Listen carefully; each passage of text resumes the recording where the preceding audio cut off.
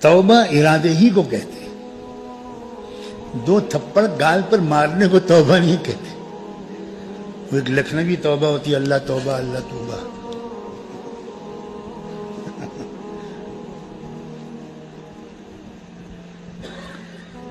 مضبوط ارادہ. اور یہ انسان کو اللہ نے زبردست طاقت دی. 1000 غلطیاں ہو جائیں، کیا خوبصورت بات اللہ نے کہی ہے. پچھلی غلطیوں پر سچے دل سے معافی مانگو، آئندہ کے لیے ارادہ کر لو. اس کے بعد پچھلی گناہوں کو یاد مت کرنا. اللہ، کیونکہ شیطان بہت خطرناک چیز ہے.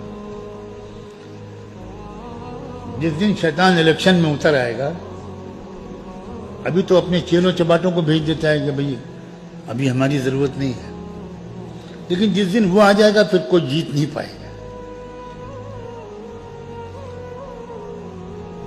اللہ، شیطان جب انسان تھوڑا شرمندہ ہوتا ہے، زندگی کو بدلنا چاہتا ہے، کسی اچھی جگہ جاتا ہے، جماعت میں نکلتا ہے، کچھ کرتا ہے اور توبہ کرتا ہے، تو اب شیطان بار بار اس کو پچھلے گناہ یاد دلاتا ہے.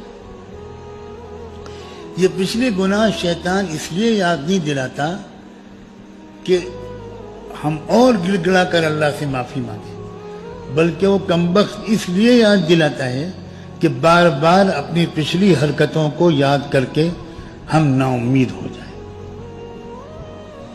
ہم مایوس ہو جائیں کہ اتنے گنہگار ہو، کیا توبہ کس منہ سے اللہ کے سامنے جائیں گے، میری قسمت تو پھوٹ گئی.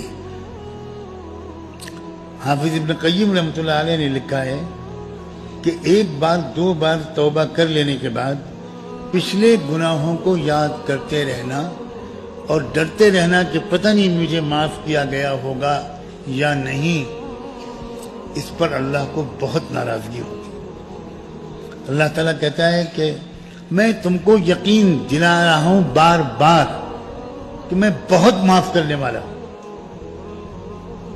تمہاری آنکھوں سے آنسو کا قطرہ نکلے گا بعد میں، اور مغفرت کا فیصلہ اس سے پہلے میں کر چکوں گا. تم بار بار پچھلے گناہوں کو یاد کر کے مجھ سے بدگمان ہوتے، تو میری بات پر یقین نہیں کرتے.